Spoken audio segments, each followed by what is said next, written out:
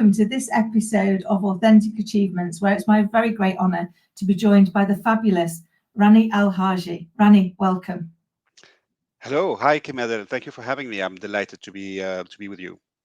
Oh, I'm so excited for this conversation, and I always get a little bit too carried away. So before we get stuck in, let's just share a little bit more about you with our audience who may not have had the honour of meeting you yet. So Rani is a seasoned global executive with over 25 years of experience in the fast-moving consumer goods industry. Having held key roles in renowned companies like L'Oreal and Colgate, Rani's spearheaded innovation and commercial strategies across Europe, North America, and Asia, including notable work in China. His extensive career has been dedicated to transforming cutting-edge R&D and tech innovations into consumer-friendly, marketable solutions that resonate with diverse audiences. Rani's experience lies in bridging the gap between complex technical advancements and everyday consumer needs. And in recent years, Rani has pivoted towards the startup ecosystem, bringing his wealth of experience in emerging companies in Zurich and Paris. Another cornerstone of his career is his commitment to sustainability, leading efforts at Colgate to address the environmental impact of consumer products. Rani navigated the complexities of European regulations and global sustainability standards, and his rich international experience and ability to adapt innovation and sustainability strategies to different cultural and economic contexts make him a valuable thought leader in the consumer goods industry. Wow, Rani, I mean, what a journey. And I love that kind of like blend of both the technology and the future and also the environment and the sustainability, because at different points, one has run away from the other occasionally, and pulling those together into one focus must be such an incredible journey. Yes, I mean it has been and it continues to be. I think to your point about sustainability playing a bigger role year after year. I think what is happening is that uh, this trend, which is more than a trend. I mean, it's a massive movement. Is forcing all businesses, and obviously my background is in consumer goods, but it's forcing all businesses to completely relook at how they do things, at how they conceptualize new products, how they bring to market new products, and the entire life cycle of a project. And I think this is very exciting because it touches on every single aspect of a new product, an innovation, a commercial solution, from how you conceptualize it, how you put it together, how you source your ingredients, your products, your packaging, how you take it to market, and also how you manage the end of the life cycle, and you keep going. So I think it is an amazing time to be in this business, because you're reinventing and rethinking everything from scratch. So it has been a great journey, and I think the journey ahead will also be extremely interesting. Yeah, and I think it's almost the only constant these days is change, isn't it? So, we were ever changing, whether that's the technology, whether that's sustainability, but also, particularly because you're in that consumer goods world, we're forever changing our wants, our needs, our desires, what we believe is the art of the possible. I mean, if you went back to when I was growing up and said we could do some of the things we could do now, people would think that you were on something, wouldn't they? And yet now they are part of our everyday. They're part of our almost take it for granted space. And I imagine in that consumer goods environment, that is also a constant, that evolution, that consistent change around what's needed, what's required, what's desired for consumers, that you've got to also factor into that product innovation and delivery. Yes, absolutely. I mean, the beauty and maybe the challenge of consumer goods, and specifically fast-moving consumer goods, is that you're constantly reinventing yourself, and you're constantly no sooner has one innovation hit the shelves that you're already preparing the next one and the next one, because the market is dynamic, because the market is competitive, because your consumers are demanding, and they always want better products, more choice, usually cheaper as well, more efficient, easier to use, etc., etc. And no matter where you sit in the world, and I've had the chance of working and operating in Europe, in the US, and Asia, and specifically China. No matter where you are, the markets and the consumers are demanding. They may be demanding in different ways, and obviously the competitiveness of a market like China is different from what you would find in Europe. Nevertheless, you're on the hook to keep reinventing yourself and keep bringing new stuff, but new stuff that actually adds value to the market, and then you overlay the need for a heightened sense of purpose, a heightened sense of sustainability and positive impact on the ecosystem that you operate in. Yeah, I mean, it makes it a fun, intense environment, and I think an environment that can help or teach, some of the techniques and some of the mindsets to other maybe industries and sectors that are maybe less fast moving, but still have that same need for innovation, for sustainability, for reinvention. I love that, because I think it's true, isn't it? In some industries, move a little slower, perhaps, than the fast-moving consumer goods piece. But that doesn't mean to say they don't keep moving, and it doesn't mean to say they don't need to keep learning. So I think being able to take those learnings of how you've delivered it in such a dynamic environment, and then share that with one that's able to move perhaps at a slower pace. It must be fascinating to be able to take that. I always think sometimes when you can take knowledge from one industry and put it into another one, then actually you suddenly see the real value of what it is that you've learned. I've swapped industries a few times, and many years ago it used to be you couldn't swap industries. The knowledge wouldn't be transferable. But I think in the ever fast-paced world we live in now, that knowledge is transferable, and it is very valuable, because you're able to help people that perhaps haven't come across this level of innovation and pace, and make it less scary for them, because you've got that proven experience. Would that be fair? Yes, absolutely, and I think, look, every industry has its own ways of operating, and very often it's very much a function of your retail environment and who you're selling to, and the channels of distribution, which may be more complex or less complex, or asking you for more innovation, or asking you for longer lead times, because the pharma industry has different dynamics than the retail industry, and so on. But I think if you kind of, and for me it came with experience, and just repeating things over and over again and trying to improve them. But if you focus on a couple of fundamental principles, you will find that they don't necessarily vary from one industry to the other. Mhm. How you innovate, and in many cases, for to innovate successfully, you have to have an obsession with your end consumer and your end customer, and you have to really get out of the office, spend time with them, empathize with their lives, and try to figure out, how can you, with your brand, your product, your business, your category, how can you improve their lives? How can you help them solve some of the issues that they have? I think this is a fundamental driver that you pretty much find everywhere. How you act on it and how you activate it may vary from one industry to the other. I think another principle which is important, and it's valid in consumer goods, but it's valid everywhere, is if you want to bring to market a solution, you need to find a way for it to be commercially viable. So you need to have an equation between, how much it costs you, how much you sell it. It has to make sense for all the key stakeholders in that whole kind of journey. And if you don't find that equation and that commercially viable solution, whether you're in consumer goods, pharma, B2B, B2C, it won't go very far.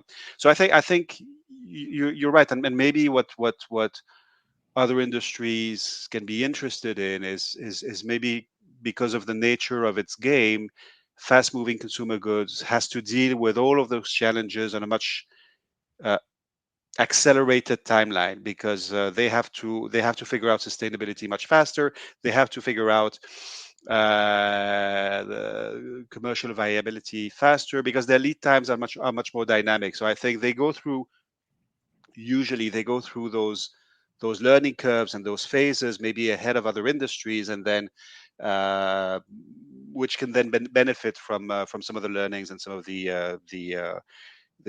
actions that are taken in fast moving consumer goods. That's how I maybe would frame it. Mm-hmm. No, that makes total sense, because obviously it is one of those environments that's got to be so fast paced. And I think now I was interested that you've moved into kind of that startup ecosystem as well, because that brings with it a very different dynamic, doesn't it? In those, when you're at the start of that journey and you've got the passion of the idea, but all of a sudden you realise you've got all this other stuff to do around running a business, which is bigger than just the idea, isn't it? Now you've got to create it. To your point, it's got to be commercially viable. You've got to work out the production of it, the taking it out to market, the pulling in all of those skills. What would you say has been the greatest lesson you've learned since moving into that kind of startup environment? Well, many lessons, but I think the biggest one for me was it's all about humans. And sometimes you kind of forget it, or there is a risk of forgetting it. You just see a business, you see a funding and a P&L and a business plan and a technical solution, but at the end of the day, it's human trying to find solutions for other humans. And I think this is something that is important, because yes, I can bring a certain knowledge and skill set and way of doing things, but I realize that I'm the more all the more impactful when I'm able to connect with, on a human level, with the founders, with the teams who are running the business, and kind of be mindful of their own journey, their own mindset, what they're trying to achieve. And I think it really works well when we find that relationship where it's clear what each one of us brings to the table and how we can benefit from each other. And I think it's this whole, you can be as technically skilled and as brilliant a marketer or a salesperson or a academic.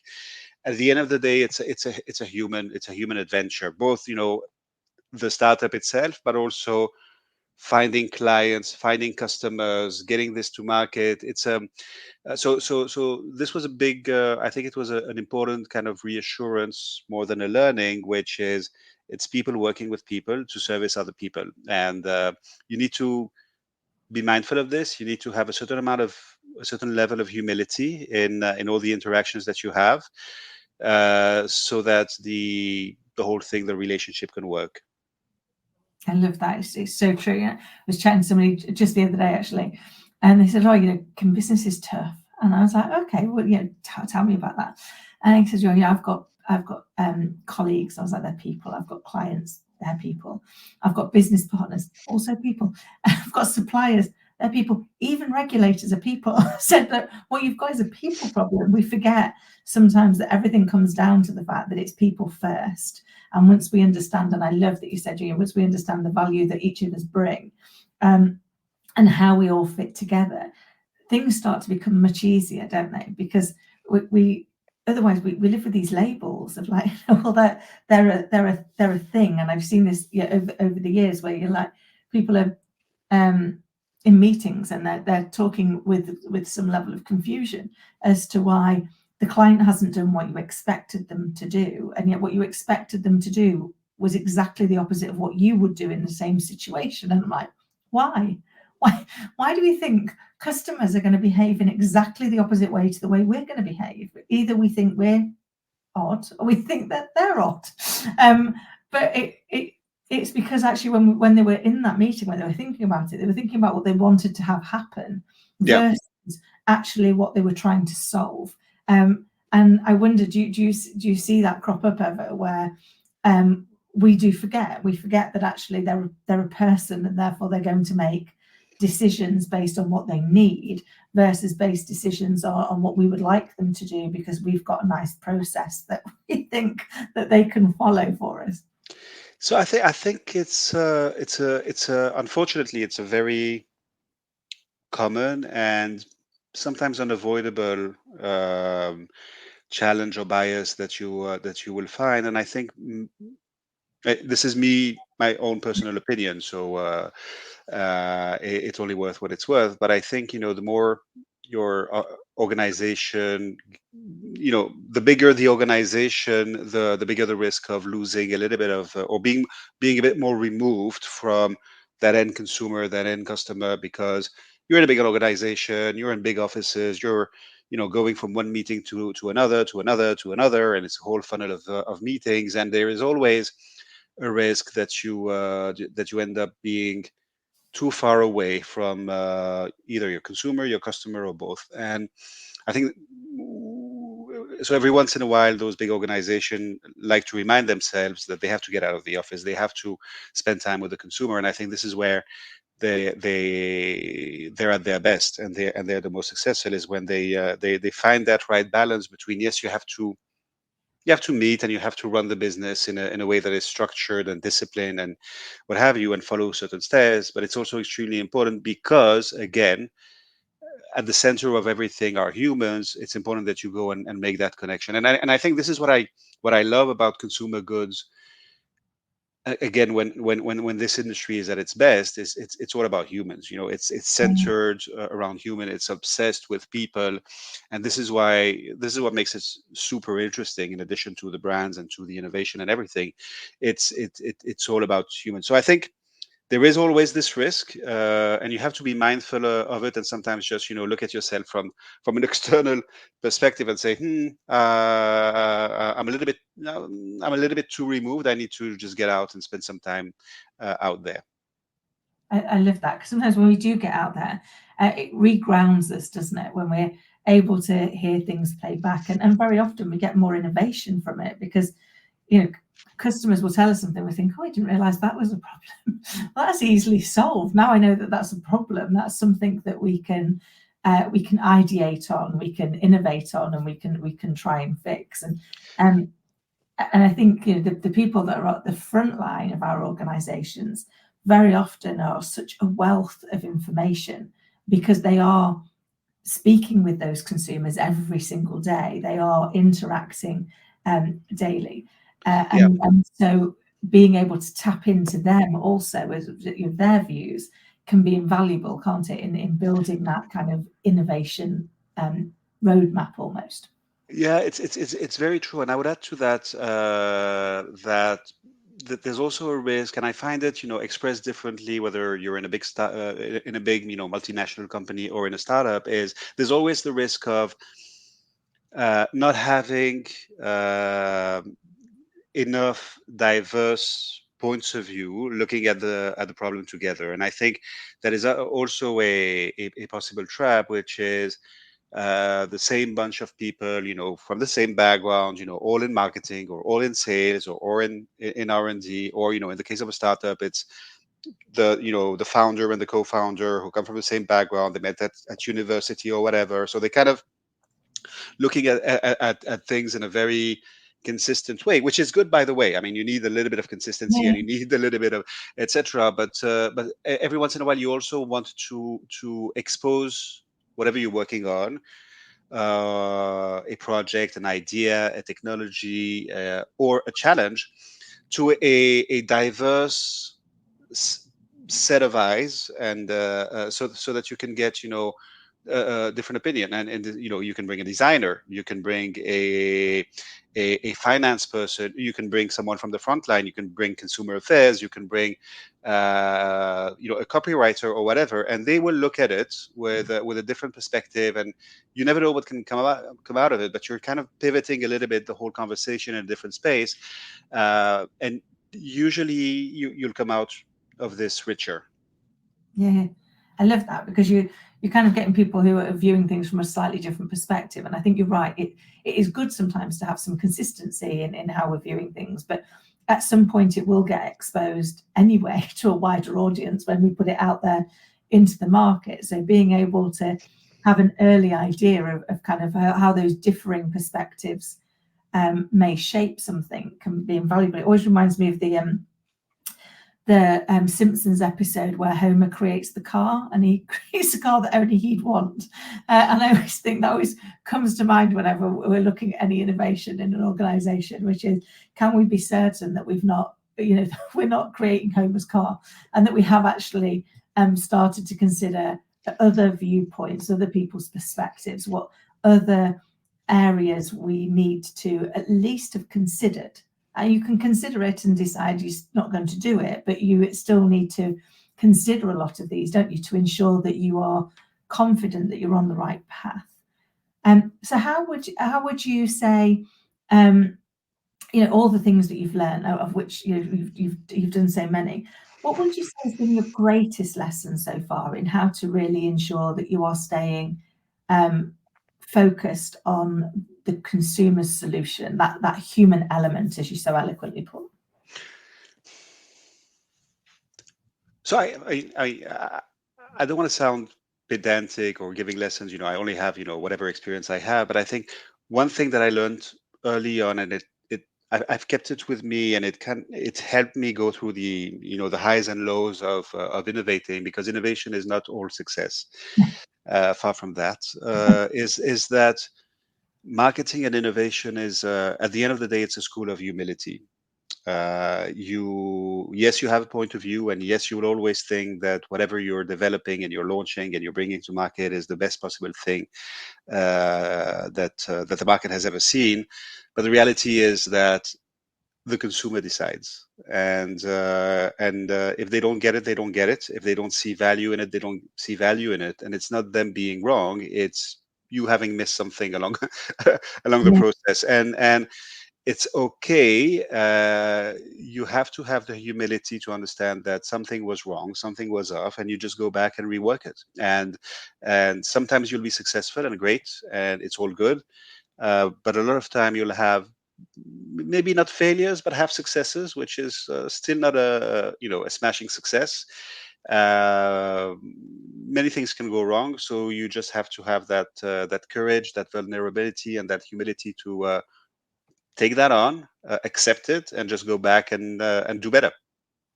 I love that. Is that And I would say, sorry, and I would say the reason why it's important is because it's not the end of the world. It's the world doesn't collapse just because. I mean, of course, there are financial consequences, and your success is better than the lack of success. But go back and rework and do better.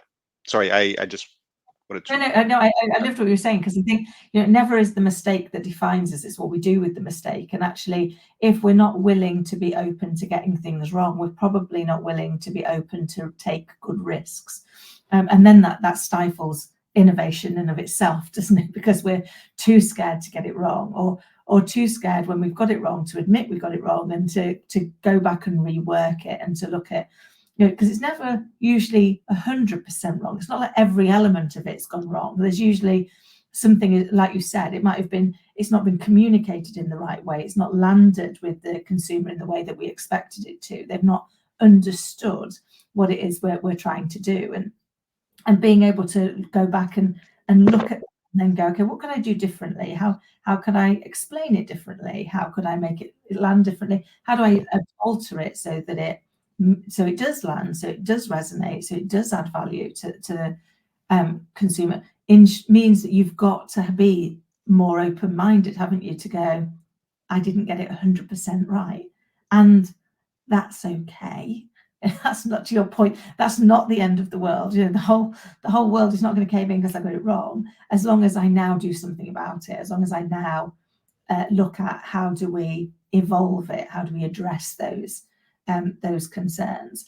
And that can be a really hard thing for people to learn, can't it? Because we have got a culture that likes things to be perfect. And I struggled for many years trying to be perfect, and realizing that that's just never going to happen, because we're perfectly imperfect. But learning to acknowledge and own those mistakes to enable me to do something about them was probably one of my greatest breakthroughs.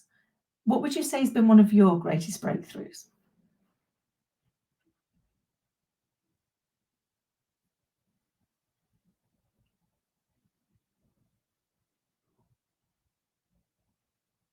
Hello? Oh, I think we've frozen. Oh, I've lost you. Okay, let's hope Rani can join us again in a second. It's the joys of technology. It's one of the reasons I love the fact that this show is called Authentic Achievements, because it is authentically as it is. This is what happens when we go live. Sometimes they go well, sometimes things don't go quite the way that we would expect them to. So let's just give him a moment and hope that he can rejoin us. But I think it was fascinating listening to what Rani got to share with us, which is, really, how do we put the people back at the heart of what we're doing? How do we think about everybody that we're talking about and working with is a person first? And here's Rani joining us again. I was just explaining one of the joys, Rani, of having a show called Authentic Achievements is that we can authentically deal when things don't quite go Exactly. the way that we expected, because life doesn't always go the way that we planned. But I was just sharing one of the things that I've loved about the conversation so far is that reminder to that it's always about people. Everything we do, there's people in there, and like you said, sometimes we can forget that because it's almost too obvious.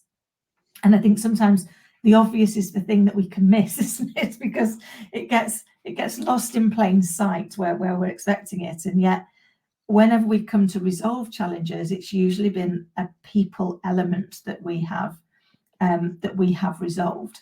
But before we lost you, one of the things I was going to ask is, one of my big breakthroughs, personal big breakthroughs, was when I realised that it was okay to admit that things hadn't gone the way I'd expected them to do, and it was okay to go back and rework it.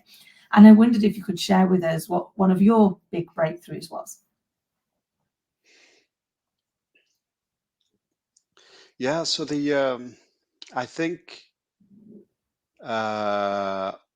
over time, and it really hit me when I arrived in Asia, which is and particularly China. I spent 3 years in China, which is an extremely competitive market, very dynamic, faster paced than anything I had seen in my life and my career.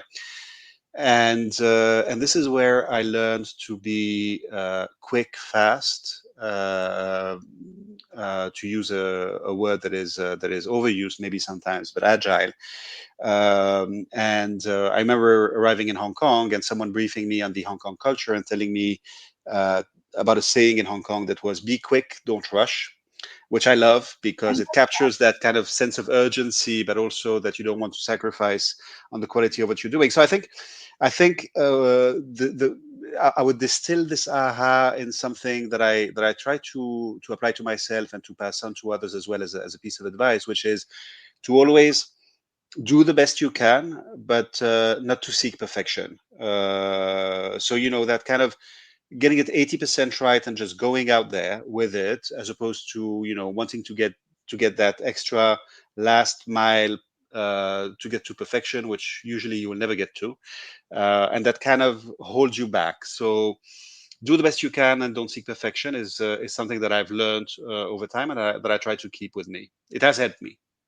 Yeah, I love that. I've got a good friend who always uses the phrase progression, excuse me, progression beats perfection every time. So make sure you're progressing, and do it. It actually takes some action, because if you're waiting for perfection, it's not going to turn up. And you're never going to get there. And I imagine, I mean, you've lived in some amazing places. I imagine understanding the culture of the country within which you're living, working, and operating in must be an invaluable lens as well to have when you're thinking about solving a problem, because the way people want to receive their solution can differ greatly, can't it, based on the culture and the environment within which they live. Yes, this is so true. This is so true, and I mean, people, no matter where they live, are still humans. So there are some fundamental human needs and human behaviors that will not change. However, And this is where I fully agree with you. And this is something that you pick up as you travel, and as you confront yourself with different nationalities and countries and everything. Is there is a cultural component which is extremely important. And I've learned it, particularly in Europe, where Europe as a whole is fairly homogeneous, but at the same time so different when you're working or servicing an Italian, a Brit, a French, a German, or a Norwegian. So fundamentally, the products can probably be the same, but it's really how you position them, how you speak about them, how you kind of in that last, you know, few meters of putting it on the shelf and trying to convince people, uh, they will have a positive bias towards brands they feel understand them, speak their language, their semantics, and the in the UK, it's okay to use puns to be a little bit witty in your language. In other countries, they will be much more, you know, uh, fact based and wanting, to know exactly what you're talking about, and not all the fuzzy humor, everything that you will find. So I think understanding that those cultural nuances is extremely important. And again, it all goes down to understanding that you have humans in front of you and not Yeah, machines. that's it. And I love that. It does all pull back to understanding the human element and how that differs, doesn't it?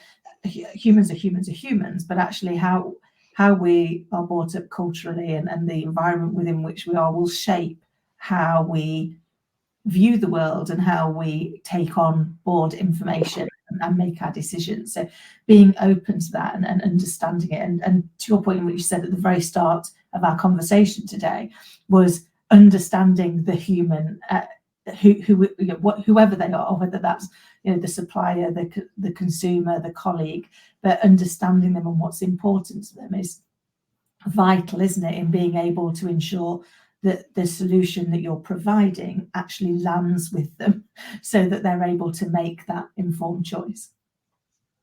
Absolutely, yes. Ronnie, it's been an absolute delight to chat with you. I can't believe the time's just disappeared. And you've shared such amazing, amazing insight already. And I love the kind of like, the whole piece around you. Get it out there, make progress, and don't wait for perfection. If you had one piece of advice you'd like to share with your younger self, something you know now that you wish you'd known sooner, what would it be? I love this question. So I probably wouldn't give any advice to my younger self, because I mean, knowing this individual, he probably wouldn't listen to me. But I have three daughters who are turning into young adults, and I think what I try to tell them is, life is amazing. Do stuff, and if you take a parallel with a video game, gain experience points as much as you can. It goes back to there's nothing wrong in failing. Just pick yourself up and move on.